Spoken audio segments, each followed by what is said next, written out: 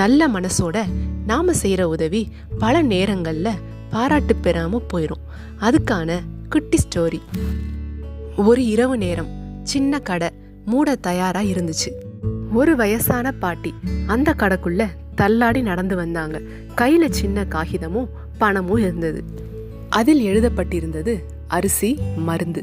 கடைக்காரர் புரிஞ்சுக்கிட்டாரு, இது தன்னலமற்ற உதவி அப்படின்னு. அந்த பாட்டிக்கு தேவையான அரிசி, மருந்து பொருட்கள் எல்லாத்தையுமே கடைக்காரர் கொடுத்து அந்த பாட்டிக்கிட்ட அதுக்கு தேவையான பணத்தையும் வாங்கிட்டாரு. அந்த பாட்டி கடைக்காரர் கொடுத்த எல்லாத்தையும் வாங்கிக்கிட்டு தள்ளாடி அந்த இடத்தை விட்டு நடந்து போனாங்க.